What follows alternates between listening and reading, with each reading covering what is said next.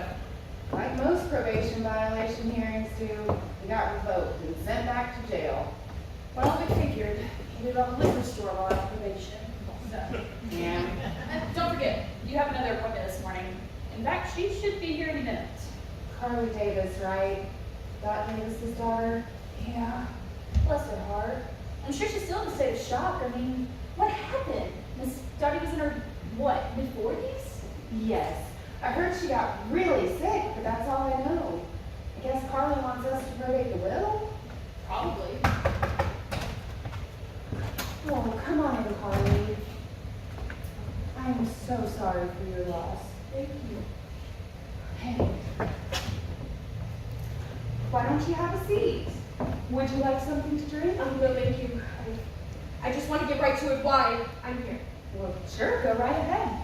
Jody's going to take a few notes if that's all right. Now, anything you say in here is confidential under attorney-client privilege, okay? It doesn't really matter, okay? I wouldn't care who did. They killed her! They poisoned her!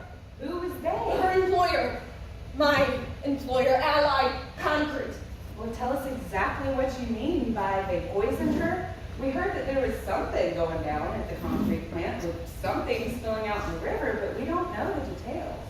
Yeah, okay, well, there's different things that go into the mix, you know, to make the concrete. They're kept in those silos you've probably seen out there, and they're all mixed together in this huge vat. Well, one of the things that they mixed in is coal ash. It comes from the power plant. It's right down the river from us. They burn the coal to make the electricity, and the coal ash is what's left over.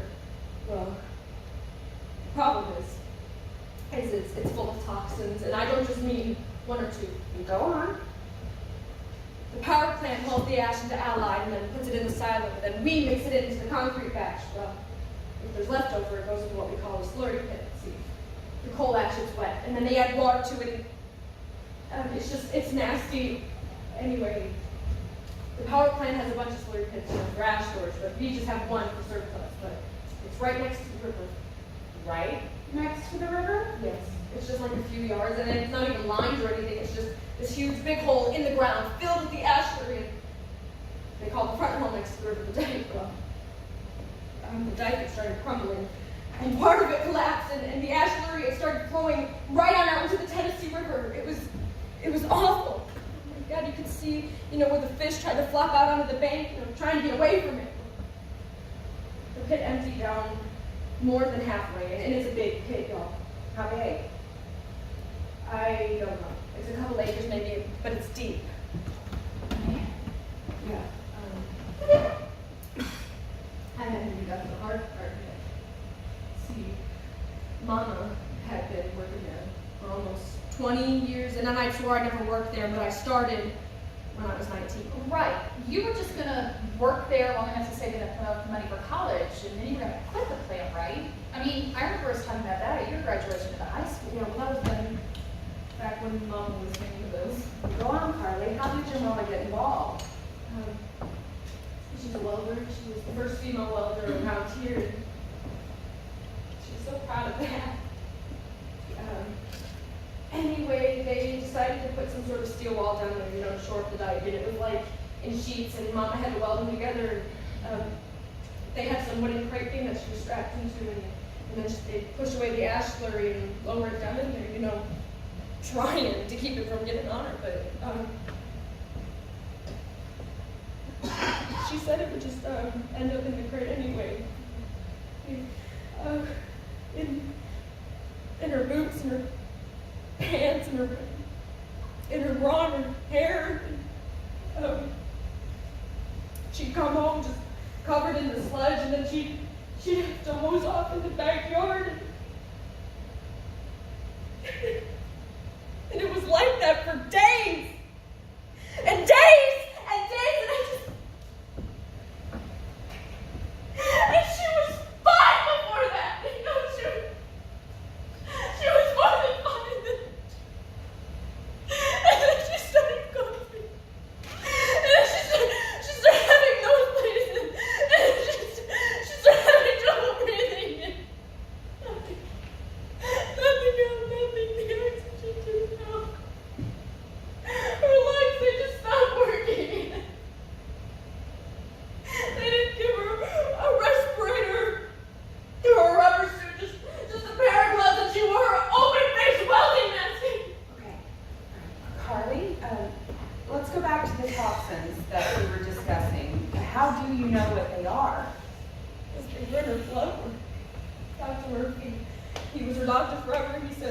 got into her lungs, it made them brittle, and it just got worse and worse. He said that the toxins found in her lungs were the same ones found in the coal ash here.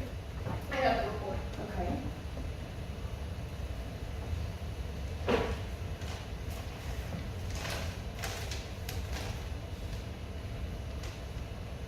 Sulfur dioxide, nitrogen oxide, cadmium, lead, mercury, arsenic?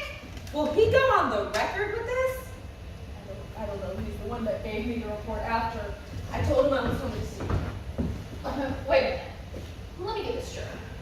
You think you want to file a lawsuit on behalf of your mother's estate against Allied Concrete? No. I'm absolutely set on filing this lawsuit against Allied Concrete. Lawsuits are difficult, Carly. Very stressful. It would be hard on you. I don't care. I'm already stressed. Well, we're not really in a place to take the case on contingency. Okay, I don't know what that is, but I don't care. I want somebody I trust. I trust y'all. Allied will not take a lawsuit lying down. They will probably hire a big expensive law firm and, well, we could end up paying their legal fees if we lose. I have money. Mama had life insurance, $150,000. So you could use that to go to school. Okay. You could quit the plant and go to school right now. See, that's why I trust y'all. You're giving me every reason not to spend money, which is not what I think most lawyers would do, okay? But I can't. I can't just prance off to school and forget about this, okay? I lie awake at night, staring at the ceiling, just tossing and turning. This is eating me up inside, okay? I'm gonna file this lawsuit. With y'all or with somebody else helping me. Are you gonna represent me or not? Just let me think on it a day or so, okay? Yeah, that's fine. You don't jump into things like, oh, that's stupid. I'll call you. I trust that you'll do the right thing.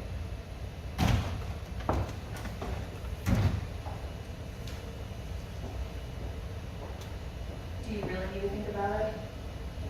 No,